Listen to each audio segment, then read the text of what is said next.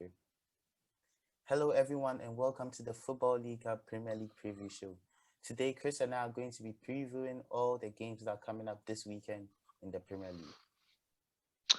Hi guys, it's Chris here. So we're going to go through a little bit of a different episode this week. It's just going to be discussing about all the Premier League games going on around the ground. Yesterday we did some transfer news, so you can go and listen to that episode if you wish. We're going to talk about who we think is going to win the game, if they're going to draw, and certain injuries that each club have got that might change the result. So it's going to be a little bit different today, a little bit more in depth. So hopefully you enjoy. Fred's going to fire us away in the first game, which I believe is Wolves versus West Brom. Yeah, the first game this weekend is going to be Wolves versus West Brom. I think it's going to be an interesting match. I think West Brom are going to. I think one of the teams is going to have to change their style of play because we've seen in the past that Wolverhampton Wanderers do tend to sit back a lot and hit on the counter. And that's the same thing that Sam Allardyce's West Brom do. So it's going to be interesting to see which team really gets going in that game. Yeah, and the first thing is the game's kicking off at 12:30, so it's the first game, as we've said. There are some injuries on the Wolves side, so Traore's out till late January. They've got Podence out, and potentially Bolly's going to be out as well. So they've got a couple of injuries on their side. West Brom have got Gallagher and Grant that are currently Gallagher's out on a ban and Grant's out till late January. So I think it's going to be a close game because when you've got Sam Allardyce, he will try and get his team to defend and nick a goal. But I just think, from my perspective, is that Wolves are due a win. So I'm going this weekend with Wolves, probably a 2-1 for me, Fred, on them. Well, that's a very interesting injury list because for me, I think Daniel Podence has been by far Wolves' most dangerous absolutely player this season, especially when Raul Jimenez got his horrific injury. Yeah, and obviously they're lacking up front a little bit as well. I know they bought that Silver kid, but he's not ready for the Premier League. So I still think that Wolves have got a little bit more quality than West Brom. So I'm going to go with Wolves, being that it's at Molineux as well. So I know they've got a couple of injuries, but I think they've got enough quality with Neves in the midfield. So I'm going to go with Wolves at the moment. West Brom are one of the favourites for me to get relegated. So what's your prediction? My prediction is I think it's going to be, as much as it seems like Wolves have more quality, I think it's going to be a very tight and tense game because both teams do tend to defend a lot. And I think finishing is going to be very important in this game. And the fact that Fabio Silva is probably going to play up front because, as you said, they are very short up front. Fabio Silva's finishing in the Premier League so far. I think he's a fantastic talent, but as he said, he's nowhere near ready for the Premier League. His finishing has been atrocious this season. Yeah. I think finishing is going to be very important. I'm gonna go with a 1-1 draw. That's interesting. Playing it safe. Yeah, I think that's the way it's gonna be because we've seen West Brom under Sam Allardyce go to some of the bigger teams like Manchester United and Liverpool. Although they lost narrowly to Manchester United by Bruno Fernandes' penalty, they've gone to Liverpool and I think they drew 1-1, was it? Yeah, I think they drew 1-1. Yeah, they did quite well on that one, but they have had big defeats like Leeds United. So let's see what happens because Wolves, if they hit them on the counter and if it plays in their hands, I just see Wolves winning. But that's interesting. So that's the first game and that's where I see it. So let's move on to West Ham versus Burnley, Fred. West Ham versus Burnley, another one. I think that's going to be a difficult game, but I think West Ham just have the quality to, just pull through. I think they've got some very good players up front. I really like the look of Jared Bowen. He's a good player, isn't he? Can you give me their injury list? So a couple of injuries they've got. So Fabianski's got a strain injury. He's quite doubtful for that game. Mazuka's out, and Fredericks and Issa Diop is potential doubtfuls. So they've got a couple of injury lists, whereas Burnley have only got a couple of doubtful injuries. So they've got Dunn and Taylor that are currently out. But as I said, there's not many major injuries for them not to handle it. For me, on that one, I think it's going to be a draw. So I look at like a potential 2-2 draw between West Brom versus Burnley. Or actually, I'm going to change my mind, to be honest. I think it's going to be a 0-0. Don't think that's going to be a very good game. That's very interesting because I think a player like Jared Bowen could pull something out of their back in that kind of game. I think he's a very good player. I just think West Ham are going to edge it out. I think they're going to go maybe a 2-0 win because their midfield is really good. Declan Rice and Souček. Yeah, they're at the London Stadium as well, aren't they, Fred? So maybe. I just think that Burnley will try and stifle the attack, which they tend to do, as you've seen against Manchester United, is that they play quite boring football, if I'm honest, with Burnley. So whereas West Ham do try to attack. So I think it could end in a 0-0 or there could be a sneak there. But my prediction is that Burnley, they're trying to stifle it out, and I think they will end up getting a 0-0 in that game, on that one. Yeah, moving on to the next game, Leeds versus Brighton. That's going to be interesting. I think that's going to be an interesting game. I really do. Because we've seen Brighton this season, although I think they're a good team, we've seen them concede a number of goals this season against clubs like Manchester United. Yeah. So I think Leeds play quite expansive football under Marcelo Bielsa. So very attacking. I think it's going to be a very open game on both sides. I'm not too convinced with Brighton's attackers like Neil Maupay. I like the addition of Danny Welbeck. I think he's going to help them. But I think this could go hugely in Leeds' favor. I'm going to go with a 4-1 win for Leeds United. Well, I'm with you on that because looking at the injury list for Leeds, I mean they've got Calvin Phillips who's banned for one game, which is a massive impact. But then they don't really have any notable injuries. There's a couple with Forshaw and Loriente, but with Brighton they've got a few injuries actually, Fred. And funny you talk about Danny Welbeck; he's out till late January, and then Lamptey, who obviously United have been linked with, he's doubtful as well. So they've got, and Lallana's still out with an illness, so they've got quite a few injuries. So I'm going to go with a Leeds 3-1 for them. I think Leeds will win that comfortably. I think that Brighton just don't have enough to handle the Leeds attack. I know Leeds is sometimes susceptible to certain games, and that's just their style of play. But I think Brighton won't have enough to score a few goals against them. So I'm going to go with Leeds winning about 3-1 on that one, Fred.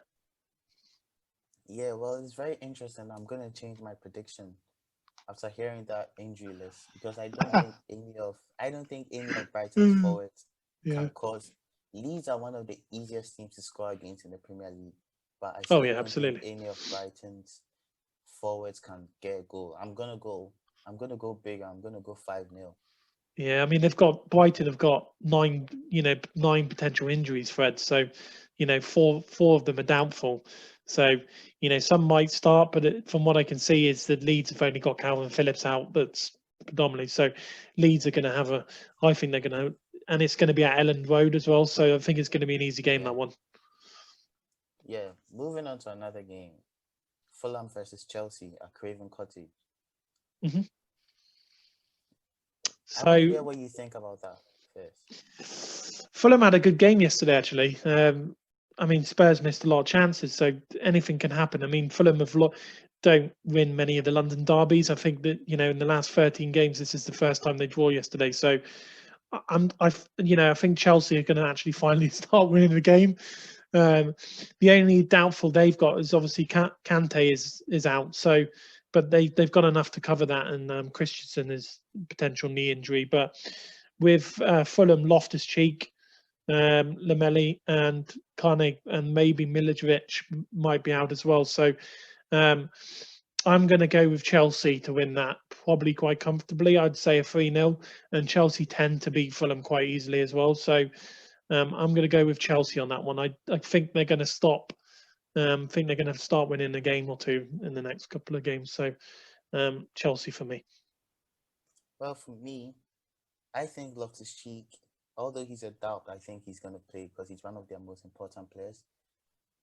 Fulham also do have less rest time or recovery time because, as you said, they Yeah. played yesterday. But I think it's going to be a tense game. I really think Fulham have caused some teams a lot of problems this season, although Yeah. they And don't they're look 5 convincing. unbeaten as well, aren't they? Yeah, they don't look very convincing, but I think with the likes of Lookman, who I really like, the left Good midfielder, the player. young left midfielder, I think Loftus-Cheek is going to be available. I'm going to go with a. I think Chelsea will edge it out, but I think it's going to be close. I'm going to go 2-1. Mm. I Yeah. think Frank Uh, Lampard will be tempted to start Timo Werner up top and wishes that he gets a goal or two, but I think it's going to be a fail again. And I think yeah, he's not had a good time, again, has he, Werner? yeah, I think Fulham are going to. I think it's going to be 2-1 to Chelsea. Yeah, Chelsea going to win the game. It just for me, it's just I think that Fulham are not. They took a lot yesterday out of them, and I just think that the game is coming up very quickly. So um, I see Chelsea to having a few goals there in that game. So let's see what happens. But I just don't see Fulham competing with Chelsea this weekend. Yeah. Who would you start up top for Chelsea? If you were Frank Lampard, who would you You're start? going to have to start Werner because you've paid the amount of money for him. You're going to have to trust that he's going to suddenly come good. I mean, last season, he stormed the Bundesliga, and I know he's having a few issues at the moment with confidence, and you can see that. But he's still a talented striker. It's just he's had a few issues. So, especially with Fulham, it can be a little bit shaky sometimes. So, I think they have to start with Werner and that type of game because it's going to be quite open. So, I would go with Werner to start with. Try and get him some kind of form because even if Werner wasn't clicking, they still have the teams. They still have the players that should be able to go and beat Fulham. To be honest, so they can take that risk right now. That's my view. The thing with Werner is, in my opinion, is that he's more of a. I know he is a quality player, but I think he's more of a system player because if you look at the way Julian Nagelsmann sets up Hmm. his Leipzig team, Yeah, he sets up his team to hit that long ball with a player like Deo Upamecano, who we spoke about in the last podcast. You can give that a listen. I think they look for that long ball, and I don't think Frank Lampard has the capabilities to set up his team like that. And no, I personally don't think Timo Werner can be a success at Chelsea, basically. yeah. Let's see. I happen to disagree with you on that only because I just think it's too early to start talking about players flopping, and they've got a high goal assist already this season, even though it doesn't look like it. Between Havertz and Werner, I know it's 20 plus. So But should uh, I should I point something out to you? yeah, sure. Over 50% of the goal contributions that Timo Werner and Kai Havertz have this season, they've been against Barnsley and I think against Okay, no. Cheltenham or something last weekend. Well, let They've been yeah, I against know. lower than League Two clubs. Yeah, So I just think it's too. I think a lot of fans out there and a lot of, people are impatient these days. That they don't have the same patience with players, and I think you have to give that because they're adjusting. And I know people compare, well, Bruno Fernandes adjusted quickly, but he's a different type of breed of player in my view. It's there's different levels in between those two, but Havertz is young and Werner's not that old, so. Give them another season. If next season they're the same, then yes, we'll be looking at it thinking, well, maybe it's not working out. And we've had that with a lot of players at Chelsea when Torres and Shevchenko were there, and sort of those sort of strikers never achieved what they should have done. So I just think it's too early for us to start saying that he's not suited to the Premier League. I think we need to give him a year at least for that one. But they've got to play him because they've paid the premium amount of money for him, so they've got to justify that fee. So I think the perfect game is against Fulham, and I wouldn't be surprised if he grabs a goal or two. So, but let's see, Fred, and that'll be a good game. But I mean, there's a late kick-off as well after that, which I find a little bit more interesting than Chelsea and Fulham, which is Leicester versus Southampton, and I think that's going to be a cracking yeah, game at 8 o'clock at night I at think King that's gonna Power. be the I personally think that's going to be the game of the weekend. Oh yeah. I think it's going to be bigger than Liverpool Mm. versus Manchester United because you can see with Leicester and Southampton, they have very good managers. I'm going to give their managers credit. They're set up very well. They play good football. Yeah. It's going to be interesting because when I look at it tactically, if Southampton are always going to press high, and if they manage to press high and catch, um, Fofana isn't amazing on the ball, and they've had some injury problems at the back with the likes of Soyuncu. I think if I pronounce that right, Yeah. he's injured. It's I think Southampton. I think it's going to be a draw. Yeah. Looks like a draw. I think it's going to be a 2-2 draw because I think they're just so similar in the way they're set up to play, etc. Yeah. I mean, look at the looking at the injury list. Vardy's potential doubtful, which is not great for Leicester, is it? And James Maddison and is a doubtful, and obviously Pereira is still a doubtful. So they've got a couple of notable injuries, and also that under where they bought from Roma is also doubtful. So they've got quite a few. Southampton, Danny Ings is likely to still be out with coronavirus. Um, and there's Chi Adams that potentially still a doubtful, and Romeria. So they've got quite a few players out as well. So it probably balances it out. I would say that a draw is probably the reasonable thing with this one. I think Southampton, Leicester's probably going to be like a 1-1 or 2-2. So I'm with you on that one. I'd say that's going to be a draw, but I think it's going to be an entertaining game. There's going to be a lot of counter attacks and a lot of forward plays as well. So it's going to be quite a fast paced team. But it could do the alternate thing. It could be that it could go quite boring because of the way they play, and they could cancel each other out. So it could go one way or another on that one. But for me, yeah, it looks like that could be the game of the weekend for sure. Yeah, well, Leicester versus Southampton. I think we all know how that went last season, Yeah, was it?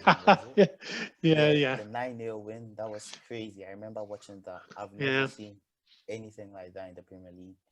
But if Jamie Vardy is injured and they start Iheanacho up front, and excuse me to Mm, say, but if there are no, any fans he's of Iheanacho out there, I just don't think he's even a good striker. I really they don't no, they believe it. can't. No, he's not performed to what they paid for him. That's for sure. If I mean Vardy's probably going to play. I mean he's a doubtful, but they'll probably play him anyway. Even if it's 60, 70 minutes. If Vardy plays, I think then Leicester might creep it. But let's see. It's going to be an interesting game, that one, and that's the last game for Saturday evening, and I think it'll be a cracking one, to be honest. Yeah, I agree with you. Well, going on to Sunday, as we know, Aston Villa and Everton, their match has been postponed. I Mhm. think Aston Villa are currently fourth in the league. With all, I think right now they have about 3 games in hand.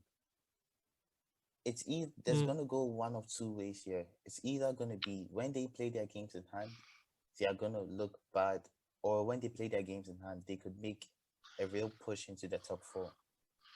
I personally think they're in a false position only because of the clubs their clubs around them have been dropping points. But Aston Villa had a great start, but I don't see them sustaining it. So for me, they've got no chance of getting top four this season. And I know they've got Grealish and people like that. They've got a few injuries out, like Barkley and Trezeguet, but they might be back before they play the next game. So and obviously Everton have got Calvert Lewin out, which is massive. Allen's currently out as well. So um, when they play their game, we'll see what the injury list is. I think Everton will squeeze that game, but for me, Aston Villa, I think they're in a false position at the moment, and they'll probably end up about eighth or ninth, which will be good for them considering last season they scraped through by one goal. So Yeah, um, I I just think they're in a false position, and I don't mean that by any disrespect for Aston Villa fans, but they've been fantastic so far. What they've got, I just don't see them sustaining it. They just don't have enough players to do that. And Grealish, if he drops out of form, which he might do at some point, or some of the other players around him, it's going to be a little bit difficult. And that's how I see Villa with Spurs is that Villa have a similar sort of approach to how Tottenham have. Tottenham, they rely on Son and Kane a lot. If those two are not playing, then they struggle to win the games, as you've seen yesterday. And it's a similar thing with Villa. So I just think they're in a false position at the moment. well, I disagree. You know, I've watched Aston Villa this season, and actually, if you look at their team, I think their team is better than Arsenal's team. I think their team is better than Everton because I look at Mm, each individual, each player as an individual, and as you said, they have a player like Ross Barkley out, who is a very good player. I think Aston Villa are going to be the surprise team this season, like what Wolverhampton bit like Wanderers have Sheffield done. United were and Yeah, stuff as well. So exactly.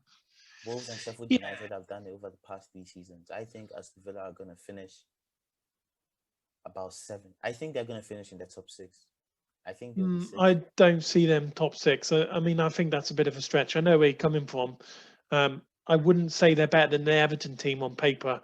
I just think they're probably a better unit at the moment because Everton signed a lot of players and trying to, embed them. But um, yeah, Arsenal have got I wouldn't compare them with Arsenal, but I just don't see Aston Villa sustaining what people think. So, and they'll have a lot of games come throughout, so then they don't have a massive squad depth. So, I just don't see um, Villa picking up many points. And if they surprise me, then I'd be happy for them. But they're achieving the above expectations right now, and that's credit to the manager and how he's got the players going. But I just think that it was a freak start to the season, and they picked up a lot of points. And all the other clubs around them will start pressing on now. So, but that's going to be an interesting game when that happens. But the next game after that is Sheffield United versus Spurs, which is at Sheffield United. So that'll be an interesting game, I think. Yeah, well, I mean, it's all about opinion. And remember, you can talk all about your opinions on our Discord server. The link will be in the description. 24/7 chats with football fans from all over the world, transfer updates from Chris from time to time, and just having a good time. So the link will be in the description for that. And as you said, Yep. Chris, the next game, Sheffield United versus Spurs. Hmm. I think it's going to be. I personally find Spurs quite boring to watch. They tend to It push can on. be, yeah. They remind me they remind me of Jose Mourinho's Manchester United, by the Oh, opposite way. yes. Best. I agree with you Mourinho's 100%. Mourinho's Manchester United would look bad from the first minute to the 80th minute. Then the 80th Yeah. minute to the 90th minute we push on. But with Spurs, it looks like they're good from the first minute to the 10th minute. And for the rest of the game, they're absolutely It's terrible. so strange, Fred. Um, you know, just going off subject from Sheffield United versus Spurs, they don't take the chances, Yeah. and I say this, and a lot of Tottenham fans will probably agree with me, and some fans will back the manager, which I 100% get, but Mourinho's got to take some blame for some of the performances that they've had. So he's only won 2 out of 8 get in the last games. So, and he's not had that many injuries. And I know he's complaining about centre back, and he did this at Manchester United, Fred. He complained about centre back, but he's got Yeah. enough quality. Yeah. He's got enough quality to win those games. But he seems to be relying a lot on Son and Kane. And for me, and I stick by this, is that for me, Mourinho is no longer. You can no longer consider him a league manager. I just think he needs to change to a national manager. I just don't think he has that longevity that he used to, or the passion. So I'm not saying he's washed up or anything like that. I know that there was an interesting thing if you watched on Amazon Prime where someone said that and he told them to the Yeah. screen, which is quite Yeah. interesting. But I just think that he's got enough quality for Spurs, and I'm looking at Sheffield United. They won the last game, so they might have a little bit of confidence. And I personally think the way Spurs are playing at the moment, then that game's going to end in a draw. But Spurs, they've got enough quality for it, and I have to fall down with Mourinho on this one. And he criticizes his players a lot, and he's done it with Dele Alli and those sort of things. He's not, his player management has been appalling at late, and it was at Manchester Yeah. United. And I just think he's lost Yeah. his passion for some of the games, and he I know that he's done a lot of stuff, and he will win you trophies, Fred. I mean, he probably will win a trophy at Spurs, but the football they're playing is just, I can't watch it at the moment. Just can't. Yeah, well, Jose Mourinho is a box office figure, but in terms of his football, I mean, I honestly don't know how to say it. I'm a Manchester United Yeah. fan. Watching when he was at Manchester United, this is exactly what he used to do. He'd go out there, and after the match, he'd be so complacent. He would just go. in front of the cameras and he'll start blaming players like Paul Yeah, it's Pogba. not acceptable, is it? We saw a lot with Pogba, and I think he's doing the same thing with Dele Alli right now. But Yeah. it's such a strange thing. As you said, it's What? so strange. But going back to the game, Yeah. Harry Kane and Heung-min Son. I'm gonna give you a stat right here. Although Heung-min Son has been amazing this season, Heung-min Son has missed three more big chances than Marcus Rashford Oh, that's a lot this season. Because Rashford's That's a missed quite a lot. I bit. just wanted to bring that No, in. that is a lot. I just wanted. Yeah. Strange fact is that out of the top 6 wingers in the league, Rashford has missed the fewest big chances. Yeah, he's just more heavily. I just wanted to bring. I think up. he's more just heavily noticed with everything he's doing, and then people notice it. And that's just the way it is. So he's one of the best left wingers at the moment. So there's no comparison with that. But if I look at the injury list, I mean, with Sheffield United, Burgess coming out, they've got McBurney out and Robinson out. So that the only couple of doubtfuls that Spurs have got is Doherty and Bergwijn and Lo Celso. Those are the ones that are out at the moment. So I just think that Spurs are probably gonna maybe scrape it, but Sheffield United, I don't think it's going to be an easy game, that one. And I just don't think any games that Mourinho's involved in will be easy at this point in time. And he just plays it, and you can see it. And I know, and as a United fan, and I used to watch United quite heavily, is that he'd go 1-0 up, and then that will be it.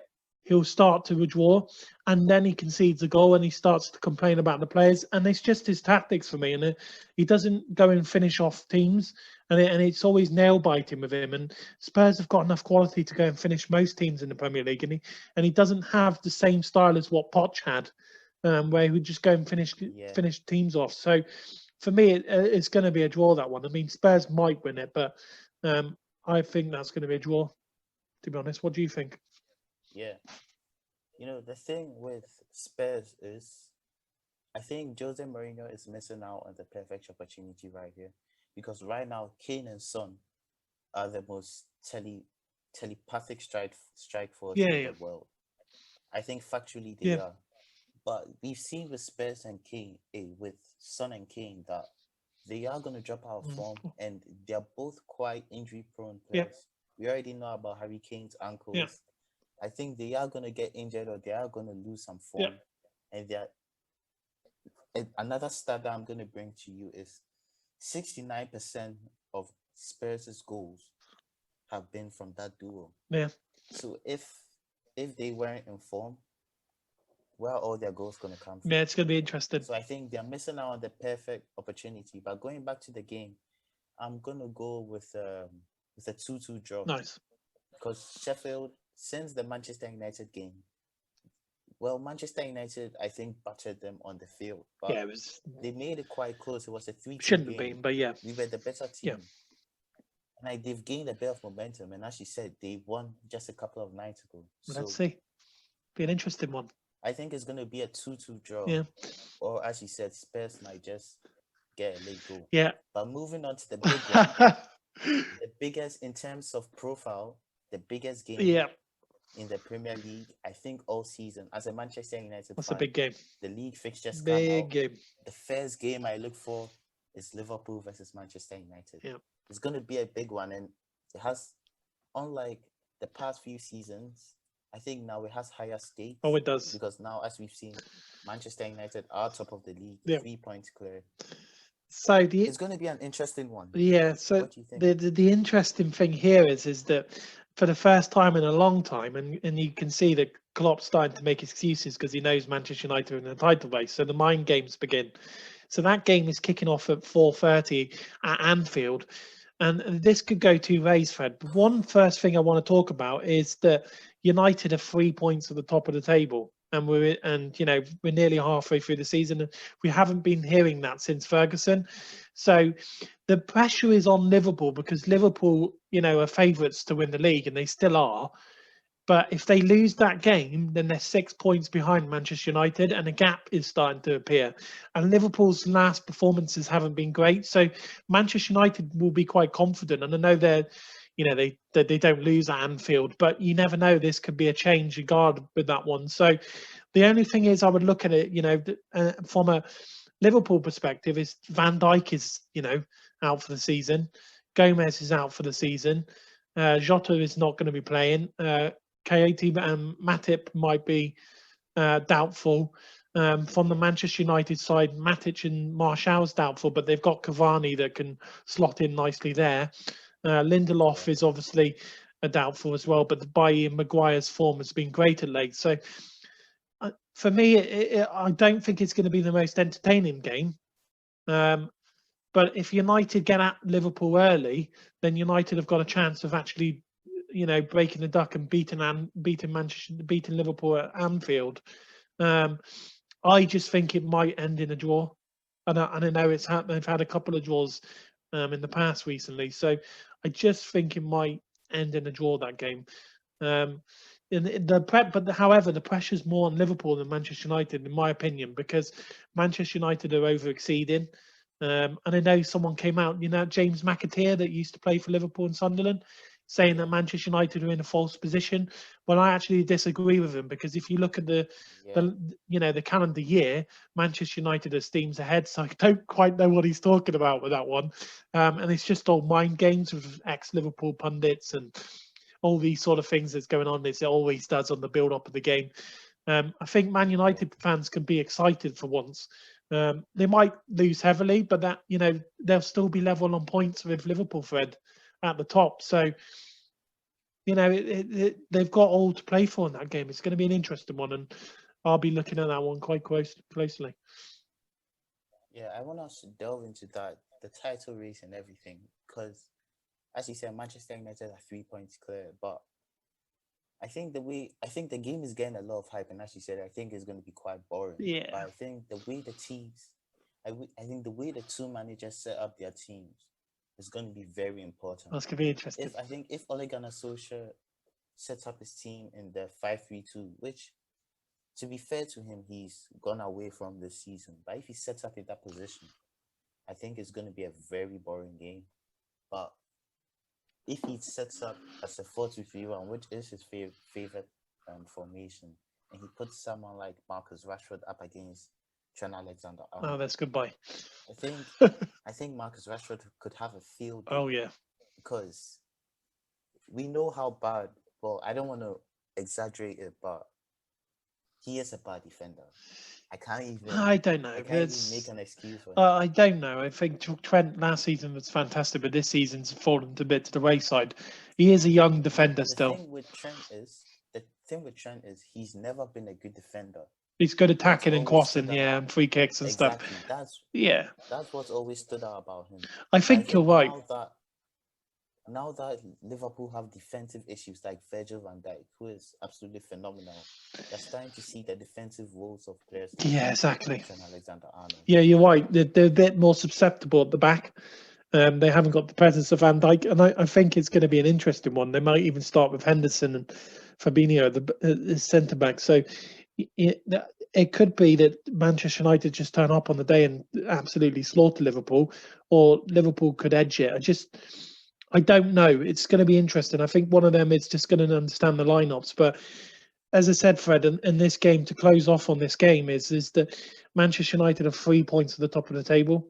So Liverpool, it's the pressure on Liverpool, and Klopp is you're starting to see that in his interviews.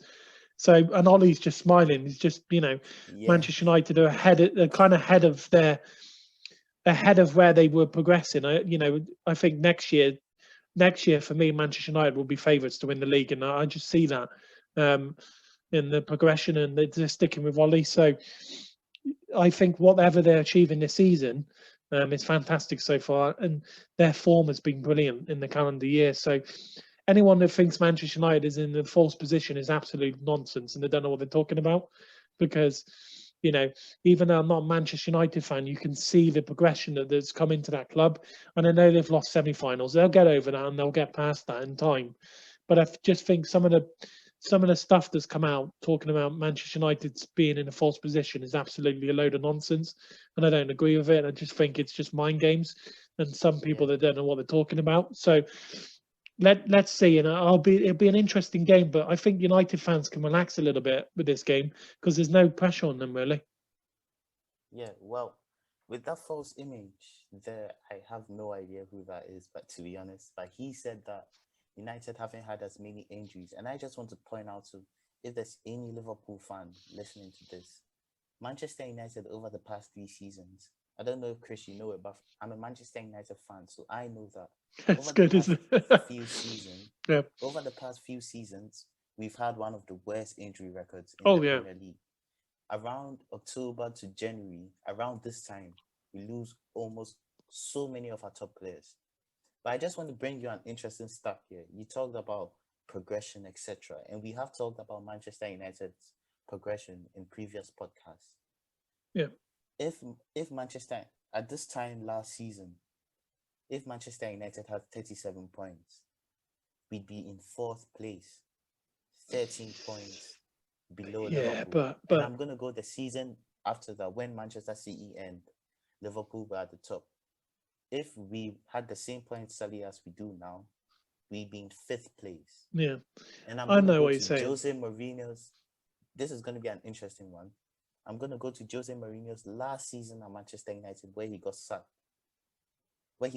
and replaced by Ole Gunnar Solskjaer. By this time in that season, Jose Mourinho had a bigger points tally than Ole Gunnar Solskjaer has right now, Yeah, and but he's he was top of in the third table, Fred. place. And Yeah, I get I, that, but I I just want to think bring a bit more context to the I think, yeah, I progression. get where you're coming from, but from my point of view, is I don't look at it that way. Is as I look that, it's all well and good in saying that, but then you can look at Liverpool and say where they were last season. Look where they are now. Look where Man City are. So I think that just looking at past seasons is a little bit not the right way of looking at things because some of the stuff that Manchester United have done this year, going unbeaten for a long amount of games. The record of you look at the record of away games is Ollie made history with that, and I just don't think people look at the detail and they're looking at the previous seasons. Yeah, this season's a little bit of a freak season, and Manchester United probably would have been on higher points if it wasn't for their pre-season. So I just think that the way they are at the moment, where they are on the top of the table. But I think what will be interesting, Fred, is that if they beat Liverpool, then we can see that there's progression. But if they absolutely get slaughtered by Liverpool, then you start to question it. So I just think that looking at previous seasons, and I get the stats and all of those sort of things, but he's top of the table, and that's all that matters at the end of the day. You can win the league with 70 points, but you've won the league. So it's all about those sort of Yeah, things that you do. At the end of the day, you're the best team in the Premier League at current, and that's what Manchester United are because they're on the highest points, and that's just the way I look at it. So I don't look at previous seasons. I look at how the types of players they're signing, the types of games they're playing, the type of football they're playing is a lot better. Mourinho's football is absolutely diabolical. So yes, he gets you results, but his games are diabolical. And I look at Ollie's team now, and they're a lot of attack in there, and he's got some of the transfers they're signing are very exciting. So I see them that progression, and I get where you're coming from. It's just this season's a little bit different than the other season, so we can't really compare. I mean, you look at Aston Villa beating Liverpool 7-2. So there's all those different sort yeah, of things that are happening. I just think, yeah, it might change through the season, but let's see if Manchester United go on another 10 or 15 winning run, then they'll go and win the league, Fred, because I don't see any other club doing it. So yeah, let's see. I think it's too early for us to say where they are. I like how United are competing for once for the Premier League as opposed to being, where they were last season, where Ollie had about 20 so points, and he was looking like he was going to get sacked in January, and they ended up coming third. So, they're in a better position than they were last season. From when Ollie took over, so let's see what happens, Fred. But I think that's enough on that game, and I think we'll know more. And it'll be quite more exciting. And yeah. all I'd say from the viewers' perspective, anyone listening on YouTube or from our Discord, make sure you jump into our Discord and join it because we're quite interactive during the game discussions. A lot of people are talking about games, and they get excited, and we to have an interesting talk, and they get in depth on them. We've got a lot of different channels in there, so it'll be interesting for anyone that's not aware of our Discord to come in and have a look, especially during that game, because I think it'll be quite interesting for them to understand, because we have a lot of opinionated and different opinions, as you know. So it's going to be an interesting game, but I think we'll see more as we go along. But let's move on to the Man City versus Crystal Palace game that's playing obviously at the Etihad Stadium. So that'll be an interesting game afterwards as well. Yeah, well, I just realized we didn't give our predictions. We went so much into depth that we didn't give our predictions for the Liverpool United game. I'm gonna go United are gonna win. Okay, wait. Let me relax here. Are you getting excited? Go on. I'm getting very excited. Let's hear it. Come on, what you got for us? I'm gonna go 7-0. Oh God, really? I'm gonna go 7-0. Okay, I'm gonna come back down to earth here. What's the matter? You're too excited, Fred. Come on, be serious, Manchester United are gonna win the game 2-1. Oh, that's a good fair prediction. I think we just have too much quality up front. What do you think? How do you think it's going? If Ollie plays the right players, then he'll beat Liverpool. It depends on what his midfield's going to look like. I think that Liverpool will score because they tend to always score. But I'm going to go on the safe side, on the fence, and I'm going to say that it's probably going to be a draw, and they've had a few draws in the past. But United, if they go all out attack, then Liverpool are in serious trouble, because they won't be able to handle Pogba, Fernandes, and the attack in the midfield. So, but let's see. Hopefully for United fans that you win, and obviously for Liverpool fans the same as well. But please do come onto our Discord when that game goes, because it'll be exciting. But that's where we are with that one. But let's talk about Man City Palace. Man City Palace. I don't even want to go too much into depth into this, because I think Manchester City Manchester City are gonna absolutely butter Palace. Oh yeah, certainly. What we Liverpool beat Palace 7-0 a couple of weeks ago, and the form that Manchester City are in right now, I won't be surprised if we see another result like that 7-0 win. They're looking good, aren't they, Fred? I mean, they are quietly coming up the league, and Man City for me are in the hunt, and they could pip Manchester United to the title. Another stuff for you about Manchester City: if they win their 2 games in hand, they are only 1 point behind Manchester United. Yeah, saw that. So then no one's really talking about them either, Fred, and that's a dangerous game. So that helps Man City, because they're not under any pressure, because no one's talking about them. So, looking at their injuries as well, they can handle their injuries at the moment. The only things at the moment is Sergio Aguero's out, but they can handle that. He's out. He hasn't been playing much anyway. Nathan Ake's out. He hasn't been playing much. Obviously, Eric Garcia won't be playing. He's a doubtful, but he's off to Barcelona at the end of the year anyway. And they're trying to negotiate it in this winter window. And Laporte's out, but they've got Diaz and Stones, who have been fantastic in the back. Best partnership in the league at the moment. That just highlights, what Maguire needs at the back as well. Do you need to see what I mean? They work in partnership. Whereas if you look at Crystal Palace, they've got Saka out, and Schroop's out. Hennessy's going to be out as well. So I go for Man City winning that comfortably by 4-0 at least. And I'm being safe by saying 4-0. I think Man City are going to absolutely destroy Crystal Palace, if I'm honest. I know Palace have beaten Man City before with that nice Townsend goal, if you remember, but I'm seeing Man City easily win that game. I think that they might win the league this season with the way they are at the moment. But let's see. But Man City, there's nothing really to talk about this game, because I think it's going to be an easy game. I agree with you. I think my prediction is as high a goal difference as possible. That's my prediction. It's going to be easy. It's going to be very easy. Well, moving on to the final game of the game week. Arsenal, who are playing tonight, actually. Arsenal against Newcastle. I think that's going to be an interesting game, and I personally don't know how to predict it, because Newcastle are the kind of teams that Arsenal tend to drop points to. That kind of mid-table team. Yeah, 100%, Fred. I mean, this game for Arsenal versus Newcastle, obviously they're playing Crystal Palace tonight, but Arsenal Newcastle is on a Monday, I believe, at 8 o'clock, and that's at the Emirates Stadium. Now, Arsenal don't have any injuries, whereas Newcastle have Fraser, who's currently got a ban, and then Layshels is a doubtful, and Shelby and Lewis are potential doubtfuls. And I see Arsenal winning that game only because I think if, let's say Newcastle, I think if Saint Maximin was playing that game, then I would say Newcastle in a fight to win that game because he's such a quality player. And he does produce a lot of key moments for them. I just think Arsenal are in a little bit of form at the moment, even though I still don't agree with Arteta's tactics. Yeah. You know how I feel about Arteta. Yeah. I just think Arsenal are picking up some form and a little bit of confidence, and they've got some easy games going ahead, and I think that's nice for the Arsenal fans. Not saying they're going to get close to the top four because they won't, no stretch of the form. But Arteta, there's a little bit less pressure on Arsenal at the moment. I see Arsenal winning that game just slightly. But Newcastle, if they're on their day, then they could surprise them, and they have done in the past. And that game's been quite an interesting fixture. So I think Arsenal just going to just squeeze through on that one, Fred. I mean, they've got an easy game today. I think they'll beat Palace quite easily as well.